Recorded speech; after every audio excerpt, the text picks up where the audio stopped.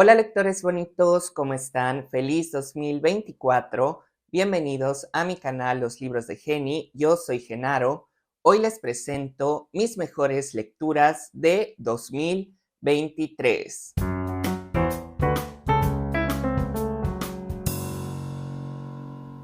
La dinámica para este top es elegir mi mejor lectura mensual para terminar el video con 12 libros laureados. Para esto me voy a apoyar en mi bitácora de lectura donde registré mi avance lector en este último año. Aquí incluyo la opinión de los libros acompañados con su respectiva ficha bibliográfica y las fechas en que comencé y terminé de leerlos. Quiero comenzar con las menciones honoríficas. La primera es para Mexicoland de Jaime Alfonso Sandoval, una distopía juvenil a la mexicana muy bien lograda. Le sigue Samovar de Ethel Krause, una historia que nos enseña a apreciar y a preservar la historia oral de nuestra familia y a tratar a sus miembros como sujetos independientes. A continuación está Niebla Ardiente de Laura Baeza, una historia sobre el cómo la relación entre dos hermanas se ve afectada por la esquizofrenia de la menor y su posterior desaparición y muerte. Todo ángel es terrible de Gabriela Rábago Palafox es una historia lúgubre sobre el impacto negativo de la soledad en los niños que viven en entornos disfuncionales. Cien Cuyes de Gustavo Rodríguez es la novela ganadora del Premio Alfaguara de Novela 2023. Es una reflexión sobre el cómo lidiamos con la vejez propia y ajena y qué haríamos si un adulto mayor nos pide ayuda para despedirse de la vida. La sexta mención honorífica de mi 2023 va para Balún Canán de Rosario Castellanos, una novela indigenista que esconde una elegía donde la autora se reconcilia con su pasado familiar. Por último, pero no menos importante, Las palabras perdidas de Victoria Dana, un libro que explora el suplicio que es vivir y cuidar a una persona que poco a poco va perdiendo la capacidad de expresarse y reconocerse a consecuencia de la demencia.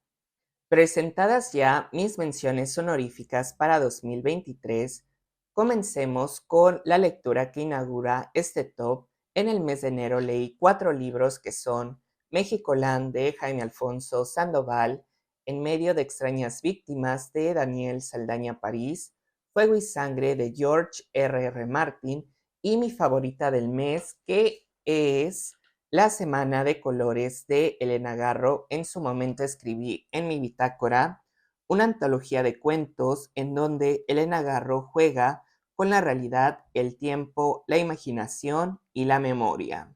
Mi también primera lectura de 2023 es un viaje onírico por la sublime mente, pluma y narrativa de Elena Garro, quien recupera recuerdos de su infancia y juventud revisitados con una perspectiva madura gracias a los logros y fracasos que ha conseguido hasta el momento en que se siente a escribir estos cuentos.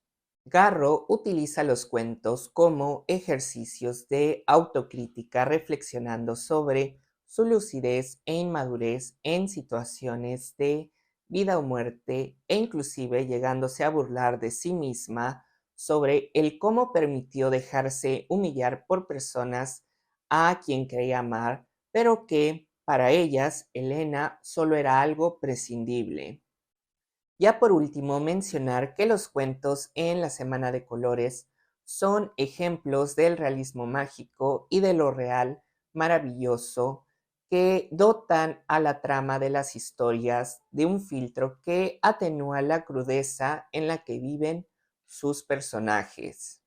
En febrero solo me dio tiempo a terminar un libro que es Mujeres de Ojos Grandes de Ángeles Mastretta. En la bitácora tengo escrito una colección de cuentos que describen las distintas caras en la vida femenina de un México atemporal. Las tías de Ángeles Mastretta ven la vida con la lucidez del corazón que les da fortaleza para salir adelante. Otra antología de cuentos de una autora mexicana en la que Ángeles Mastretta acude al recuerdo de sus ancestras en un momento de necesidad y desesperación extremas. No se menciona explícitamente hasta el último cuento donde Ángeles Mastretta hace la referencia más notable a la historia secreta de Mujeres de Ojos Grandes, que es la enfermedad de su hija Catalina, quien estando ingresada en un hospital cayó en estado de coma. Una enfermera le recomendó a la madre que platicara con la niña para estimularla y lograr que despertara de su letargo. Es entonces que la autora se emplea en escribir la historia de las mujeres de su familia y narrárselas a su hija diariamente. Afortunadamente, Catalina Aguilar Mastretta despertó y se recuperó, y los lectores de su madre podemos disfrutar de una de las mejores colecciones de cuentos en lengua española. En mi lectura pude apreciar mejor la angustia, la oscuridad y la pesadumbre que sintieron Ángeles Mastretta y sus tías por enfrentarse a un mundo al que no fueron preparadas para enfrentarse como individuos singulares, sino como la madre, la esposa y la hija de un sujeto. Afortunadamente, gracias a su don, que son los ojos grandes, pueden ver la vida con la lucidez del corazón y enfrentarse a cualquier problema que se les presente.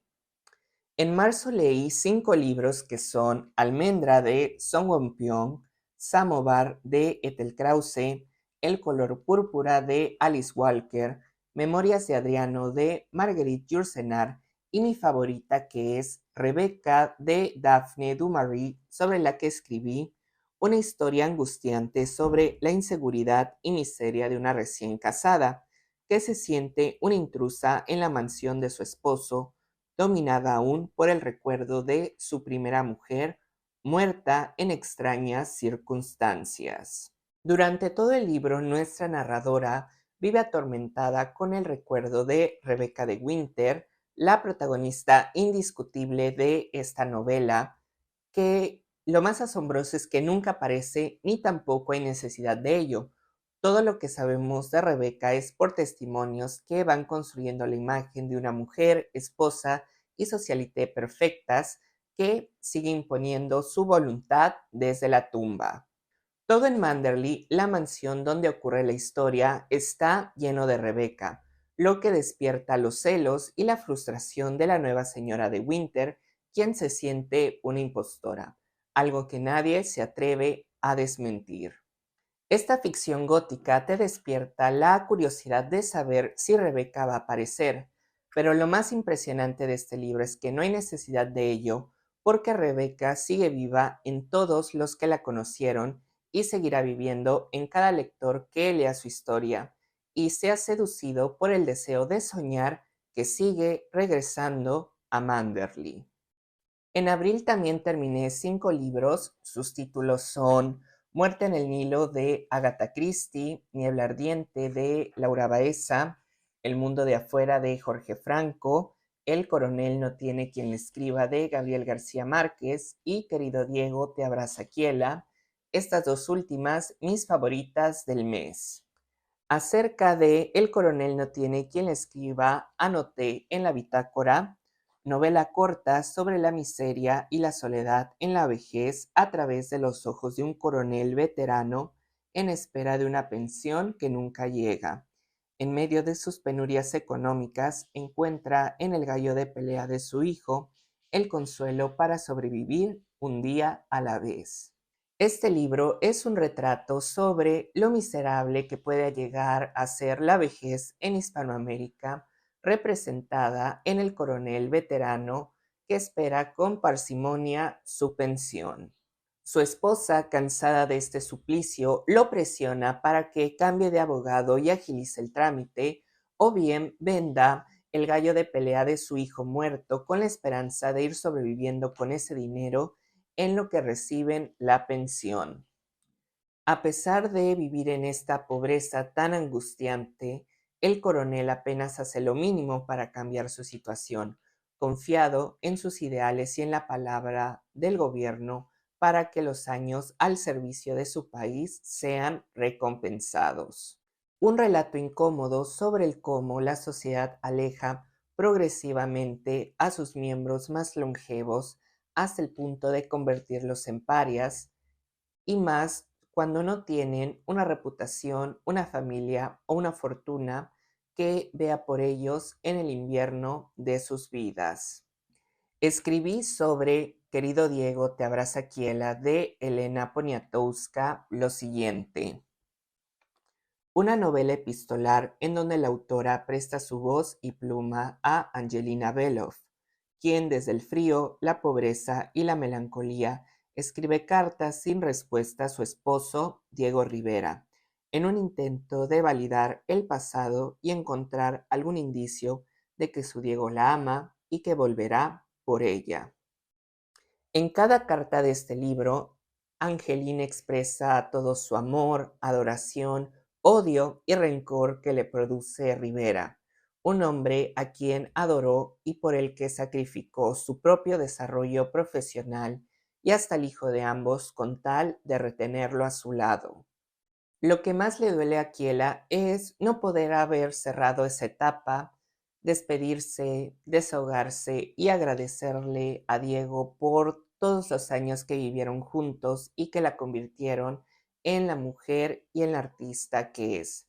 También lamenta la muerte de Dieguito, el hijo de ambos, y se pregunta si de haber luchado por él, el niño seguiría vivo para hacerle compañía y validar su pasado con Rivera. Querido Diego, te abraza Kiela termina con una nota de Elena Poniatowska con el reencuentro de ambos personajes en el Palacio de Bellas Artes de Ciudad de México, donde Diego pasó al lado de Kiela sin siquiera reconocerla.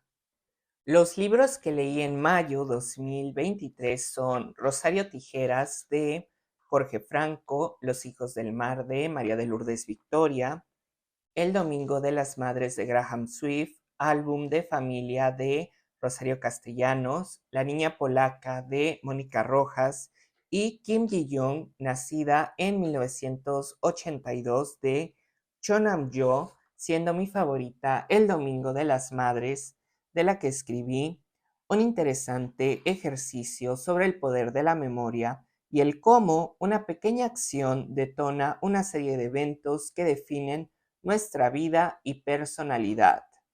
El Domingo de las Madres es otro libro de extensión breve, pero con un subtexto rico en metáforas, simbolismos y matices. En cada página, Graham Swift exalta y expande los recuerdos más antiguos de nuestra memoria para combinarlos con los más recientes, creando una interpretación única de nuestras vidas. El mejor ejemplo de lo que acabo de decir es la protagonista de este libro, Jane Fairchild, una sirvienta huérfana que en el Día de las Madres de 1924 se ve con su amante para despedirse y hacer el amor una última vez. Lo que ella no sabe es que en ese domingo de 1924 vivirá un hecho trascendental que, junto a su orfandad y a la máquina de escribir que le regalaron, la van a convertir en una escritora. Es un libro que esconde muchos secretos, lo que produce distintas interpretaciones sobre las acciones de los personajes y cómo éstas afectan su vida en el futuro, y que también nos invita a preguntarnos, a reflexionar sobre el cómo nuestras acciones están afectando nuestra vida y la de los demás. Junio fue uno de los meses que más leí en 2023, terminando un total de 7 libros. Estos son El extraño caso del Dr. Jekyll y Mr. Hyde de Robert Louis Stevenson, La cabeza de mi padre de Almadelia Murillo, Pandora de Liliana Bloom, Sentido y sensibilidad de Jane Austen, Los libertadores toman café de José Manuel Villalpando, Todo ángel es terrible de Gabriela Rábago Palafox, una de mis menciones honoríficas, y mi lectura favorita de este mes, que es Estela de Takisburger, de la que escribí en la bitácora. Friedrich llega a Berlín en 1942. Allí conoce a la bella y enigmática Christine sin imaginarse de los crímenes que comete su amada. Estela es uno de los últimos libros que me sorprendieron bastante al momento de leerlos por su propuesta tan polémica de escoger como protagonista a una mujer que tuvo un oficio y un papel despreciables en la Alemania nazi.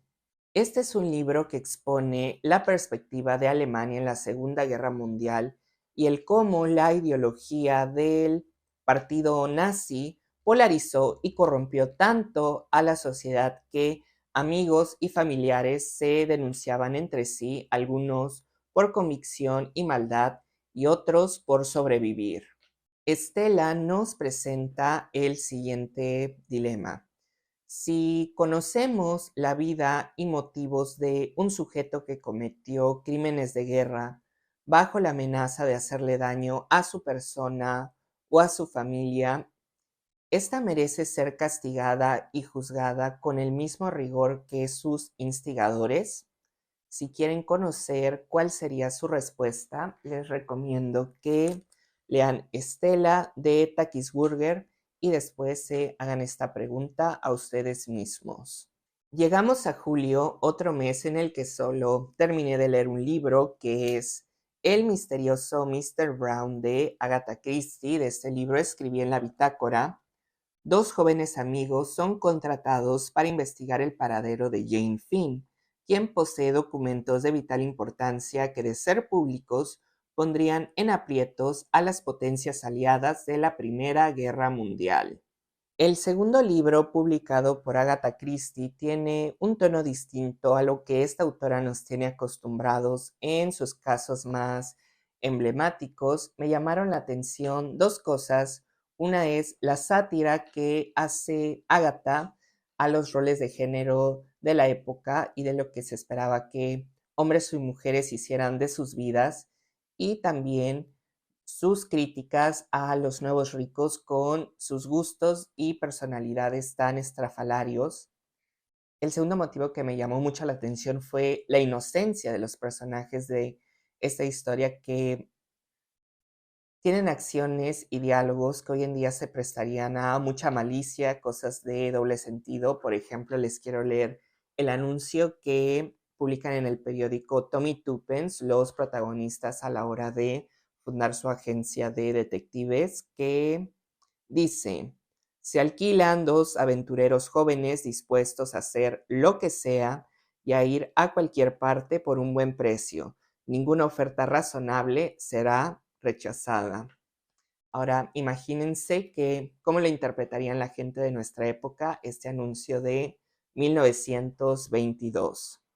En resumen, se trata de un libro entretenido en el que Agatha Christie practica con su famosa fórmula ganadora para averiguar qué tipo de historias preferían sus primeros lectores, perfeccionando su estilo narrativo para en el futuro ganarse el reconocimiento mundial de lectores y críticos.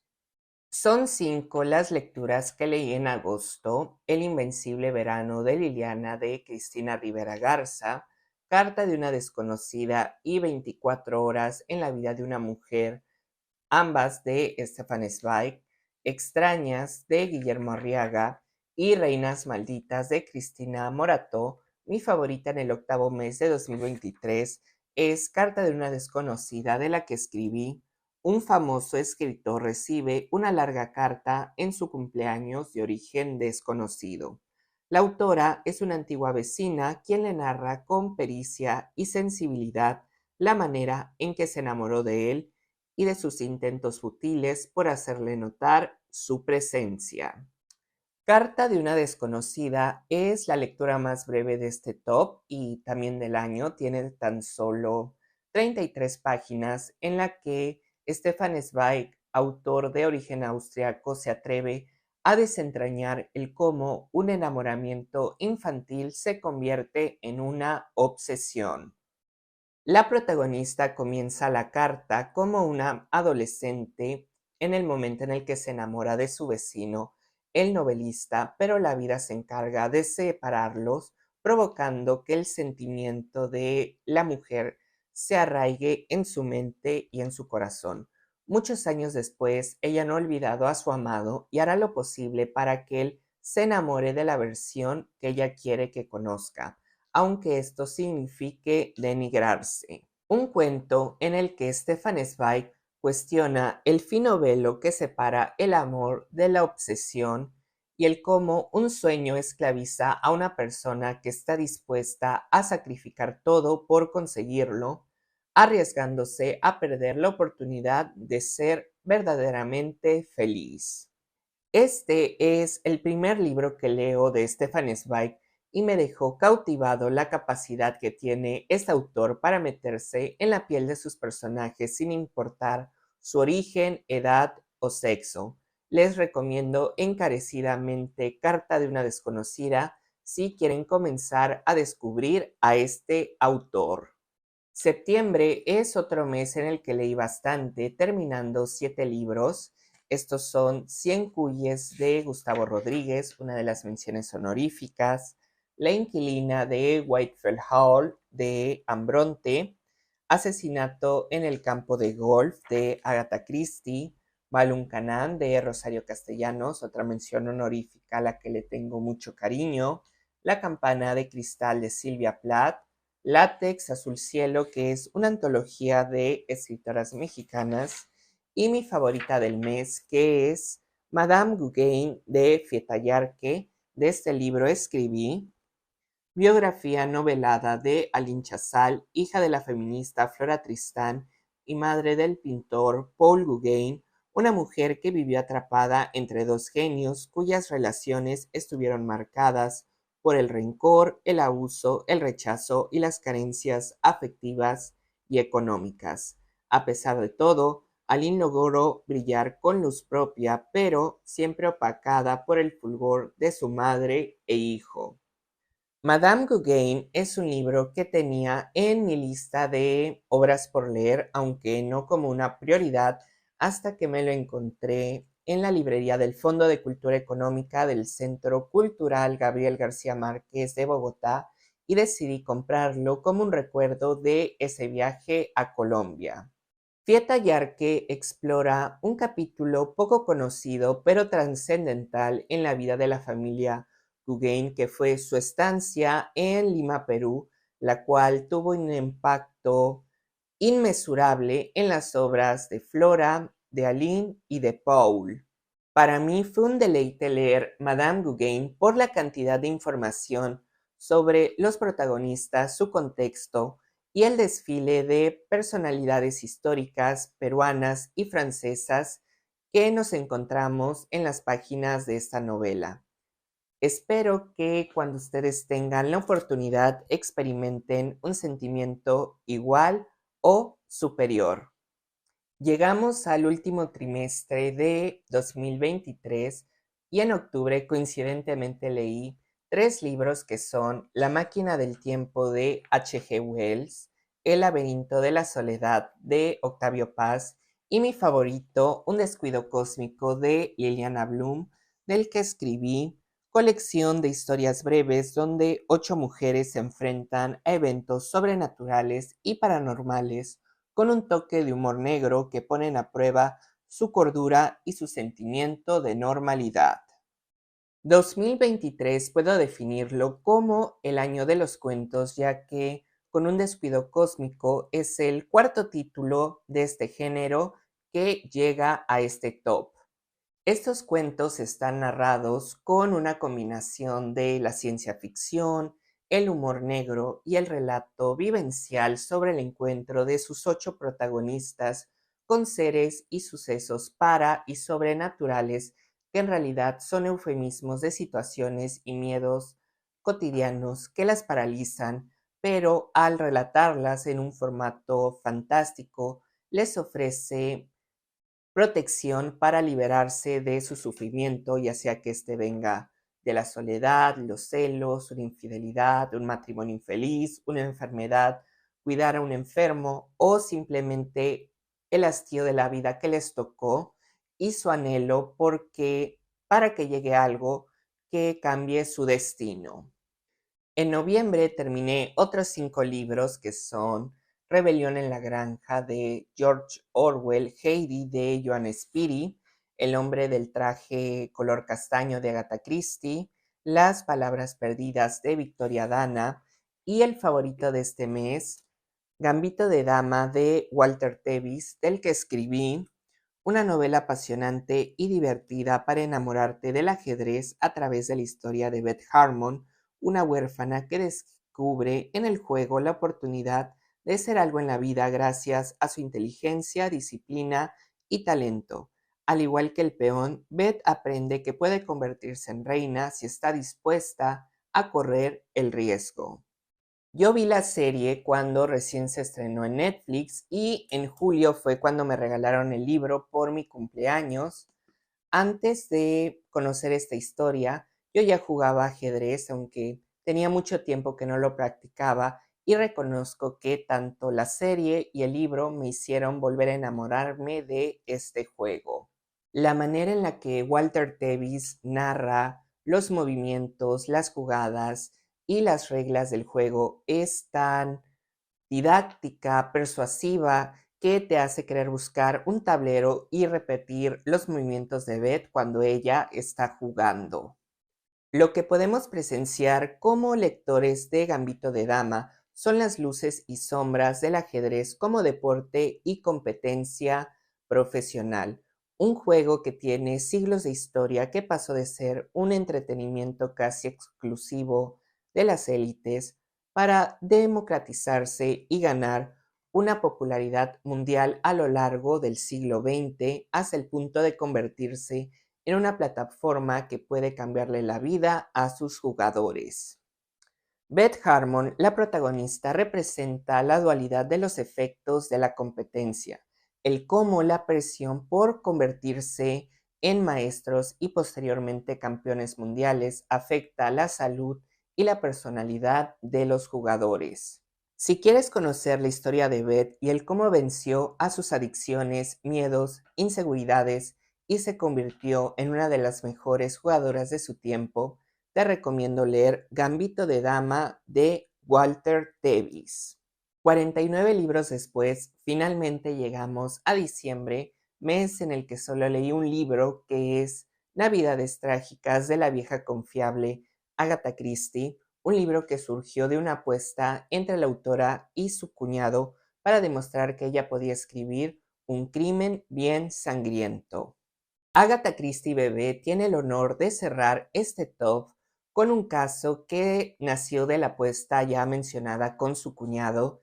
Él le retó a escribir un crimen bien sangriento ante su impresión de que sus casos se estaban refinando y que por ende menos personas podían disfrutarlo sin sentirse ignorantes. Agatha entonces formuló un crimen donde un anciano millonario cascarrabias es degollado después de discutir con toda su familia en Nochebuena. El detective Hércules Poirot, quien resultaba que estaba vacacionando cerca, es contactado para que descubra al asesino, topándose con que cada miembro de la familia Lee tiene un buen motivo para deshacerse del viejo. Navidades Trágicas puede considerarse un cozy crime o un crimen agradable, a pesar de que el crimen en sí es bastante sangriento. La narración no es para nada mormosa, pero sí lo suficientemente impactante para que pases por alto las pistas que te va dejando Agatha para que puedas descifrar la identidad del verdadero asesino. Así que si en época navideña quieres leer algo totalmente distinto a la atmósfera de la época, Navidades Trágicas de Agatha Christie es una gran opción de lectura. 50 libros y 12.345 páginas es el resumen de mi año lector 2023. Muchas gracias por llegar al final de este video. Si te gustó, por favor, dale me gusta, compártelo con tus amigos y suscríbete al canal si aún no lo has hecho. es la mejor forma de apoyarme en este proyecto. En comentarios, por favor, escríbanme cuáles son sus mejores lecturas de 2023 y háganme saber si coincidimos en algunas. Les habló Genaro Lara y les deseo excelentes lecturas.